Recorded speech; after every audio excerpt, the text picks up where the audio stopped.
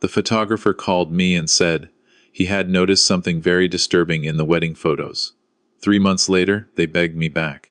I was finally starting to sleep through the night when my phone rang. Unknown number. I almost ignored it. Weddings were behind me. Or at least that's what I kept telling myself. I answered anyway. A man introduced himself as the photographer from my daughter Lena's wedding. His voice was careful, hesitant, like someone stepping onto thin ice. He said he had been editing the final album and noticed something disturbing. He asked if we could meet privately, without Lena or her husband knowing. My stomach tightened. When someone uses the word disturbing instead of strange or odd, it's never small. We met at his studio the next afternoon. He didn't waste time. He pulled up the raw footage and the high-resolution photos. At first, everything looked normal: smiles, laughter, champagne flutes raised in celebration. Then he zoomed in on a series of shots taken during the reception, moments after the first dance. Lena was glowing, leaning into her husband Amir, laughing at something whispered into her ear. The photographer paused the frame and enlarged the reflection in a mirrored pillar behind them. Amir's phone was in his hand, screen lit. The reflection was sharp enough to read the message thread. My chest went cold. The messages weren't loving. They weren't harmless. They were explicit, calculating, and cruel. Amir was texting someone saved under a fake name. He was bragging about how easy it had been to rush the marriage paperwork, how Lena trusted him completely, how her father, me, had signed documents without questioning because old men don't read the fine print. The last message made my hands shake. 3 months. That's all I need. Then the house and the accounts are locked. She'll be begging. I felt embarrassed before I felt angry. Embarrassed because he was right about one thing. I had trusted. Amir had been charming, respectful, everything a father hopes for in a son-in-law. I had helped him set up accounts, had co-signed on a temporary arrangement for a business loan, had allowed my name to be used while Lena was finishing her degree. I told myself it was for their future. Sitting in that studio, I realized I had been played like a fool. The photographer apologized, as if this were somehow his fault. I thanked him and asked for copies of everything, the raw files, metadata, timestamps. He gave them to me without hesitation. He said he'd noticed something else too. Amir had been unusually focused on where cameras were placed, asking questions photographers don't usually ask. He had positioned himself carefully all night. Careful, but not careful enough. I didn't confront Lena. Not yet. I needed proof, and more importantly, I needed time. People like Amir don't panic when accused, they prepare. So I smiled at family dinners, listened to Lena talk about her plans, watched Amir pretend to be the perfect husband. Behind the scenes, I worked quietly.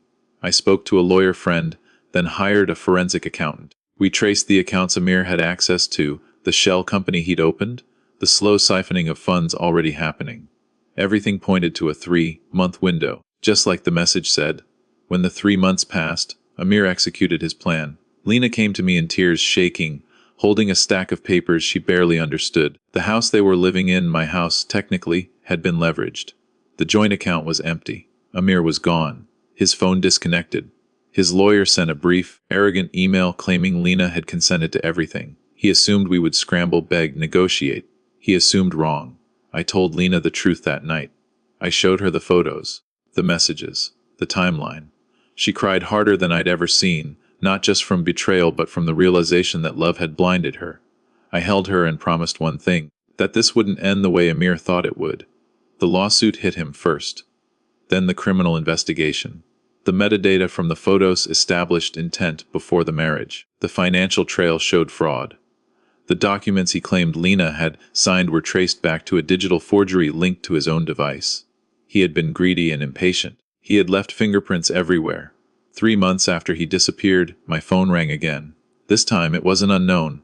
It was Amir's number. His voice was different, smaller, desperate. He said there had been a misunderstanding. He said lawyers were exaggerating. He said Lena needed him, that they could fix this if we just talked. I listened without interrupting. Then I hung up. The next calls weren't so calm. His parents called. His uncle showed up at my gate. They said Amir was ruined, that his accounts were frozen, that no one would hire him. They said Lena should drop the charges, that families should solve matters quietly. They begged. They offered apologies that came too late and meant nothing. I invited them all over one evening.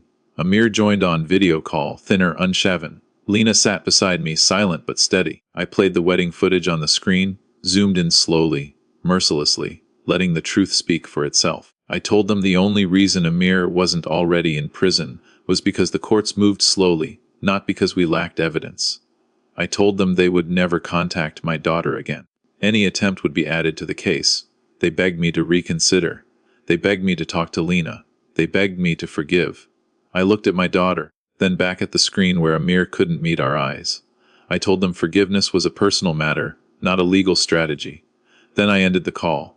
The house is quiet now. Lena is rebuilding, stronger than before. The wedding album sits untouched in a drawer, except for one image, the reflection in the mirror. A reminder that the truth doesn't always hide, even when someone thinks they're clever enough to escape it. The photographer didn't call immediately after the wedding. That was the first thing that made it unsettling. If it had been a technical issue, a corrupted file, a missing shot, he would have reached out within days. Instead, weeks passed. Life moved on. My daughter settled into married life, and I convinced myself everything had gone perfectly. Then one quiet afternoon my phone rang, and a cautious, unfamiliar voice asked if I was Lena's father. He said he was the photographer from the wedding and asked if we could speak privately. Not over the phone, not casually. Privately.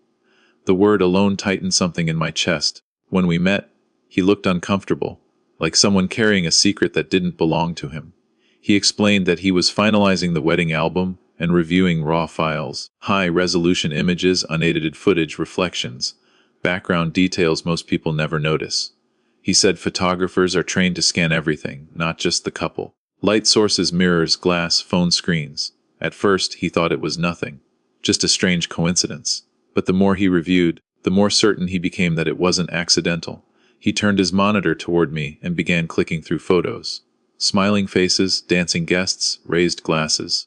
It looked exactly like the happy memory I had been replaying in my head. I almost felt foolish for coming. Then he stopped on one image and zoomed in, not on the bride or groom, but on a reflective surface behind them, a polished pillar.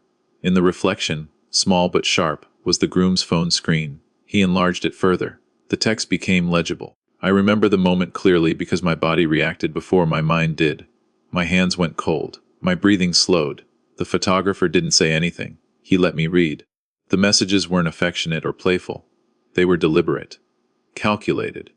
The groom was texting someone during his own wedding reception, describing my daughter not as a partner, but as a step in a plan. He wrote about documents already prepared, about how trusting her family was, about how timing mattered more than love. The wedding wasn't a beginning, it was a countdown. The photographer showed me several images, taken minutes apart, from different angles, different reflections. Same conversation, same tone. This wasn't a misread or a coincidence. It was a pattern.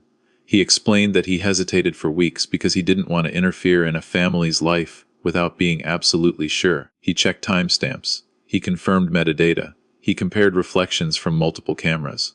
Only then did he decide to call me. What struck me most wasn't just the betrayal itself. It was how confidently it was happening in plain sight. Surrounded by family, vows barely spoken, my daughter glowing with trust, and he was already planning her downfall. The photographer apologized repeatedly, as if he were responsible for what the lens had captured. I told him he had done more than his job. He had given me a chance. I didn't leave angry. Not yet. I left alert. There's a difference. Anger is loud and reckless. Alertness is quiet and dangerous. On the drive home, I replayed every interaction I'd had with the groom. The rushed paperwork. The polite insistence on certain financial arrangements. The way he always positioned himself as helpful, reasonable, harmless. I realized something chilling. If not for those photos, I would have defended him. I would have blamed circumstances. I would have helped him again. That night I didn't sleep. I didn't confront anyone. I didn't warn my daughter. Not because I didn't care, but because the truth had to be handled carefully. People who plan don't panic, they adapt. If I exposed him too early, he'd erase evidence and accelerate his timeline. The photographer had unknowingly handed me leverage, and leverage only works when the other side doesn't know you have it. Before we parted, I asked for copies of everything, raw files, originals, backups. He gave them willingly. He even wrote a statement explaining how and why he noticed the messages, detailing his professional process. As I walked out of the studio, the weight of what I'd learned settled fully on my shoulders. A wedding, something meant to mark trust and unity, had become the first piece of evidence in a crime that hadn't fully happened yet. That phone call changed everything. It transformed me from a proud, relaxed father into a quiet observer, watching a plan unfold that I now understood. The groom thought his secret was invisible, lost in the blur of celebration. He never considered the background. He never imagined that a stranger, hired simply to capture joy, would notice the truth hiding in the reflections. After seeing the messages in the photos, I couldn't convince myself it was a misunderstanding. The words were too precise, too deliberate to be a joke or a moment of bad taste. This wasn't someone venting or exaggerating for attention. This was someone documenting a plan he believed was already working. As I read each line more carefully, the shape of his intentions became horrifyingly clear. He wasn't just betraying my daughter emotionally. He was mapping out her financial destruction with the calm confidence of someone who had done this before, or, at the very least, practiced it in his head many times. The messages showed a man proud of his patience. He talked about how long it took to earn trust, how easily people lowered their guard when they believed a wedding meant stability. He mocked the rituals, the vows, the speeches about family and commitment, calling them necessary theater. According to him, the real work happened quietly. Paperwork signed in good faith, accounts merged for convenience, assets temporarily placed under joint control to simplify things. He described my daughter's kindness not as a virtue, but as a weakness he could exploit. Reading that felt like watching someone dissect a person I loved while smiling. What made it worse was how early the planning started. Some messages referenced conversations from before the engagement, before we even knew his name. He talked about timing the proposal around certain legal and financial milestones, about how marriage made processes faster and questions fewer. He bragged about how no one suspects the groom, how families are eager to help a newly married couple, especially when the man presents himself as ambitious and respectful. He had studied the role carefully and played it well. There were moments where he mentioned me directly, not with anger or fear, but with amusement. He described me as predictable, traditional, someone who believed in supporting family without demanding explanations. He wrote that fathers like me were the easiest to manage, firm on the surface, soft underneath. That line hurt more than the rest because it was true. I had believed I was protecting my daughter by being generous and involved. In reality, I had been clearing the path for someone who saw our trust as an open door. As the messages continued, a deadline emerged. 3 months. He repeated it more than once, always with confidence. 3 months until everything would be legally untangled enough for him to disappear without consequences. Or so he thought.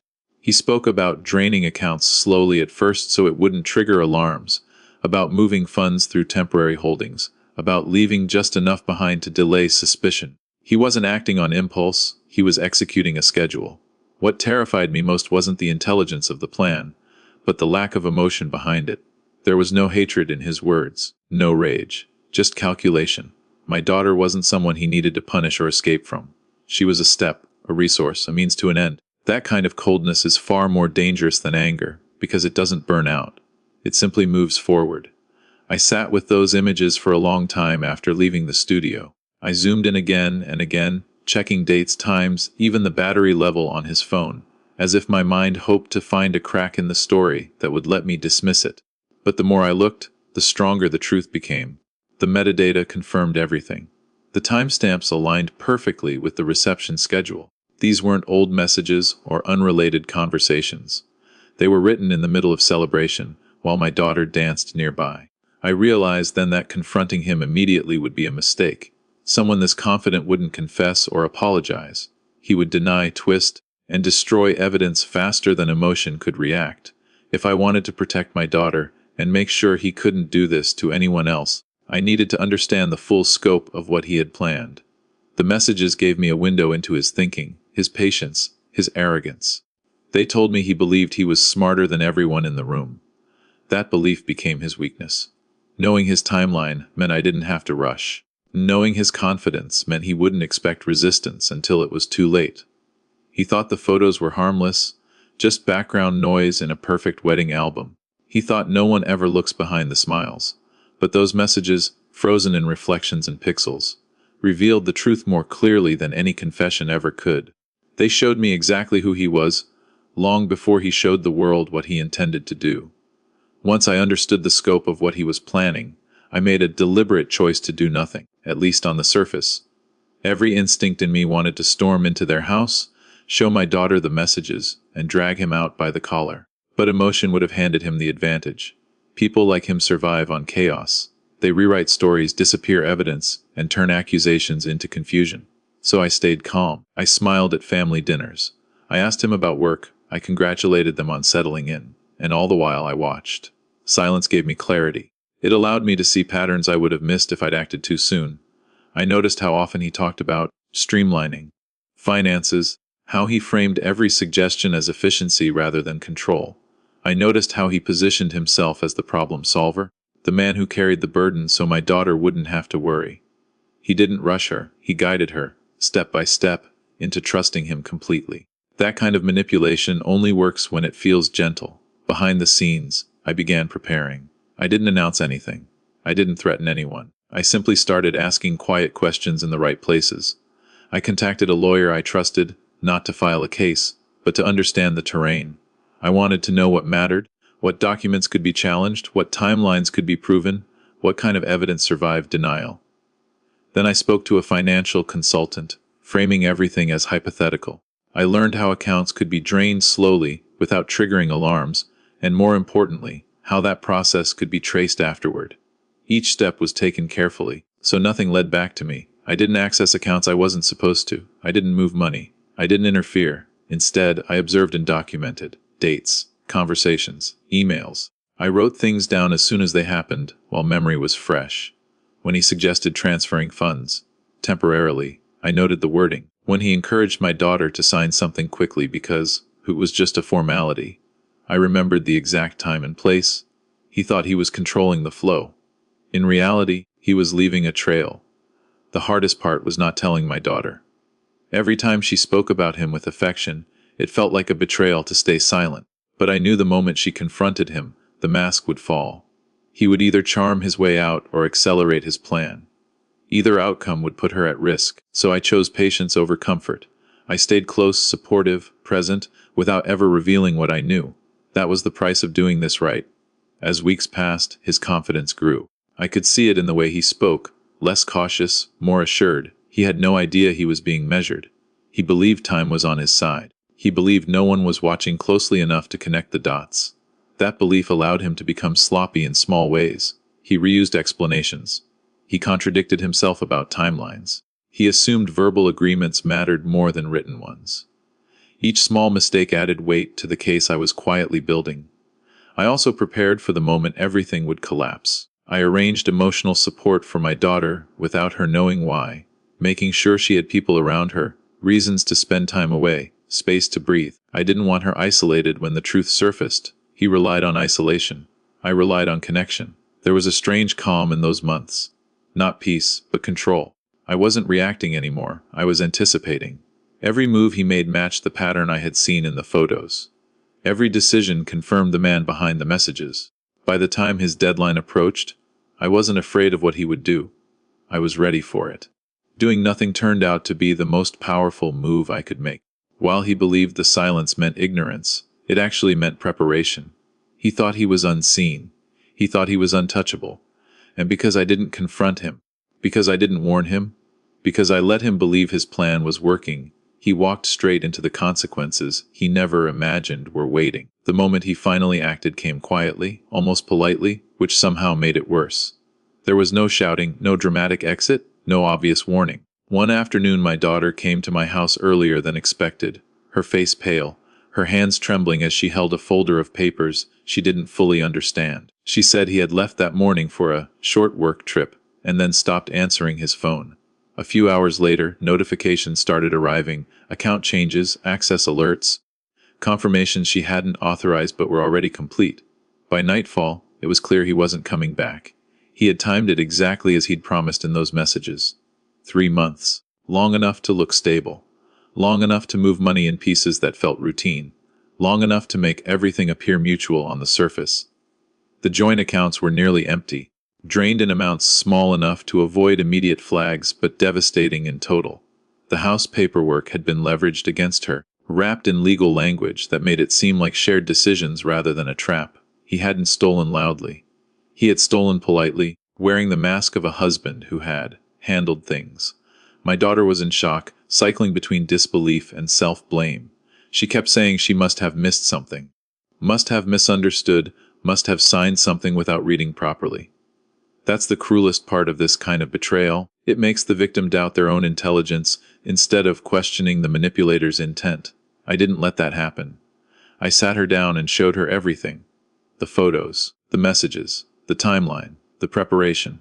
Watching her face as understanding replaced confusion was painful, but necessary. Tears turned into anger, and anger turned into clarity. We moved quickly then, but not recklessly. Because of the preparation, nothing felt rushed. Lawyers were already briefed. Financial experts were ready. Every document he thought was airtight was examined line by line. The messages from the wedding photos became the foundation, proof of intent before the marriage, proof that this wasn't a disagreement or a failed relationship but a planned deception.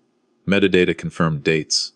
The slow transfers matched the strategy he'd bragged about. His confidence had made him thorough, and that thoroughness now worked against him. He resurfaced a few days later, not in person, but through a lawyer. The tone was arrogant, dismissive. The letter framed everything as a misunderstanding between spouses, hinted that my daughter was emotional, unstable, possibly misinformed. It suggested settling quietly, dividing losses, fairly, moving on like adults. It was clear he believed he still had control of the narrative. He assumed shame would keep us silent. He assumed exhaustion would make us compromise. He was wrong. The legal response we sent back was precise and devastating. It cited the messages. It cited the timeline. It cited forensic evidence linking document alterations directly to his devices. It didn't accuse, it demonstrated. Within days, his accounts were frozen pending investigation. Within weeks, charges followed. Fraud, forgery, financial abuse. The very systems he had exploited for speed and convenience now moved against him with equal efficiency.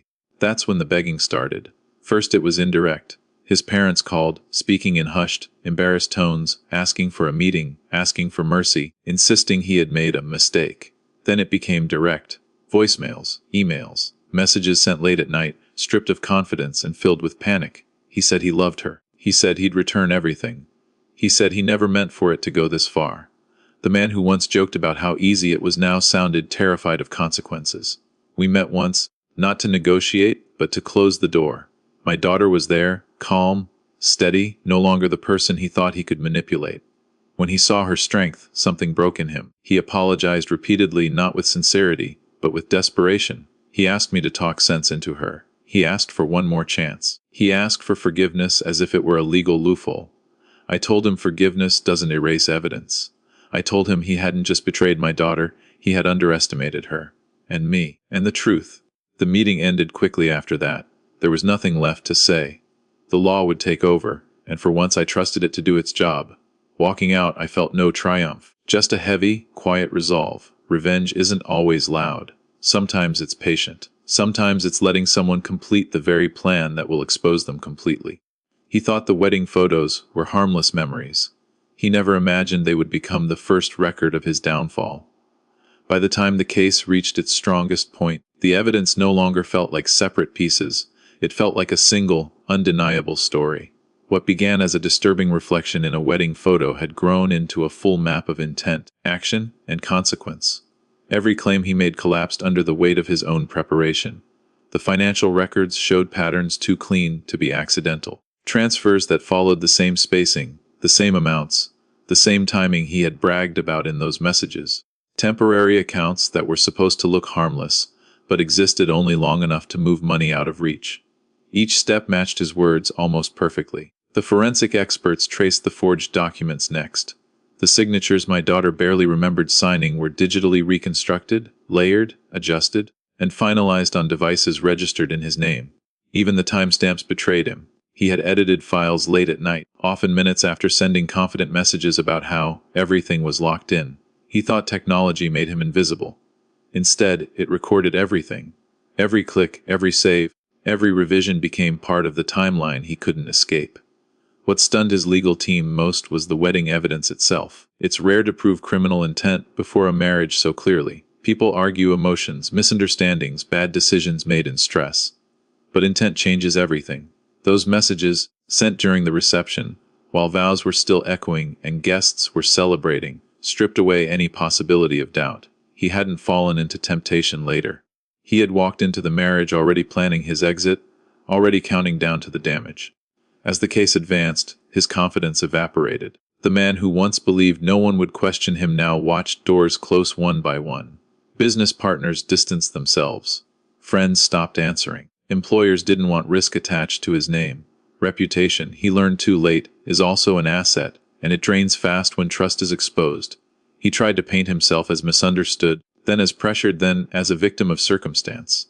None of it worked. The evidence didn't argue. It simply existed. For my daughter, the process was painful but transforming. Each legal step returned something he had taken, not just money, but clarity. She stopped asking what she could have done differently and started seeing what he had done deliberately. That shift mattered more than any financial recovery. Watching her regain confidence, watching her speak firmly in meetings where she once stayed quiet, told me this wasn't just about punishment. It was about restoration. There were moments when people suggested easing up, settling quietly, letting things go for the sake of peace. I understood the temptation. Dragging the truth into the light is exhausting. But silence would have rewarded his strategy. He relied on shame to protect him, on the idea that families prefer quiet losses over public accountability. Choosing to continue meant choosing discomfort, but it also meant choosing integrity. The day the court acknowledged the full scope of his actions, there was no celebration. Just relief.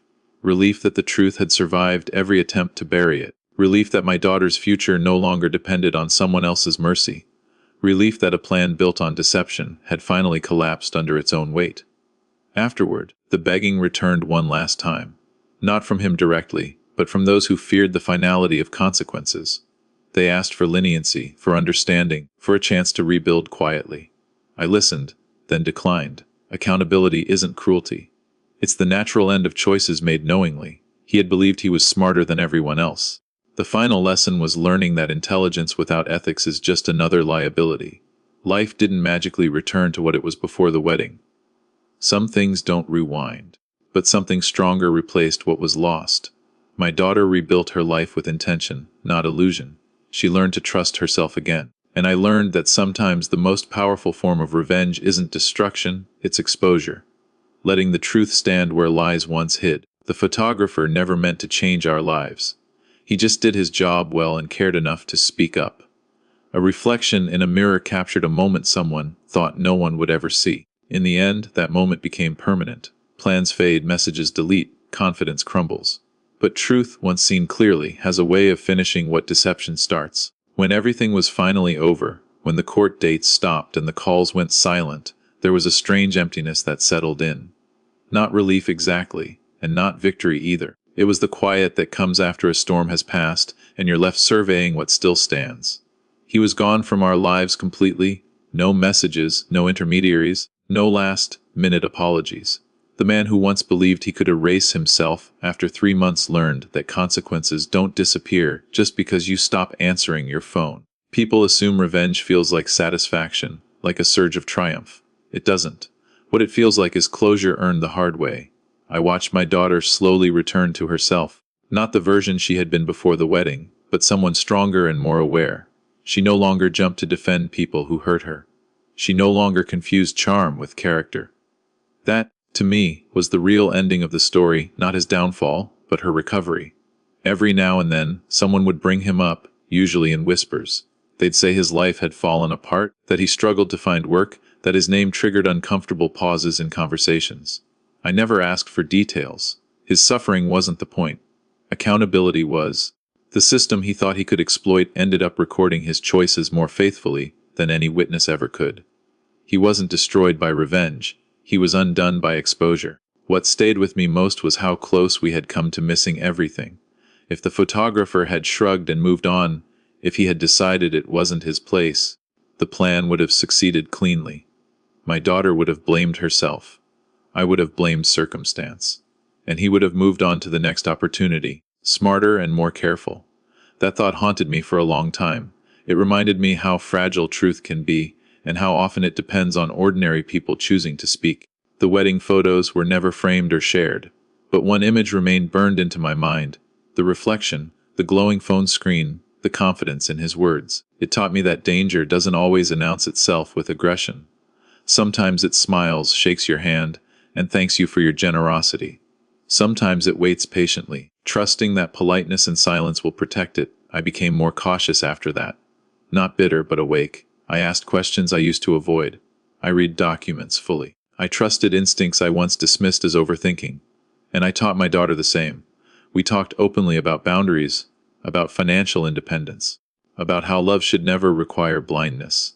These weren't lessons I wanted her to learn this way, but they were lessons she would carry for life. The last time I heard his name, it came with an apology from someone who had once defended him. They said they hadn't wanted to believe someone could be that calculated. I understood that instinct. Believing the worst is uncomfortable. But denial doesn't protect anyone. It only gives liars more room to move. If there was revenge in this story, it wasn't loud or theatrical. It wasn't humiliation or cruelty. It was letting the truth reach its natural conclusion. Letting a man face the consequences he assumed would never arrive. Letting my daughter see that she wasn't weak for trusting. He was wrong for exploiting it. And every time I think back to that phone call, to the photographer's hesitant voice and careful concern, I realize how a single moment of honesty changed the ending of everything. 3 months later, they begged me back, not into silence, not into forgiveness, not into pretending it never happened. They begged because the story no longer belonged to them. It belonged to the truth.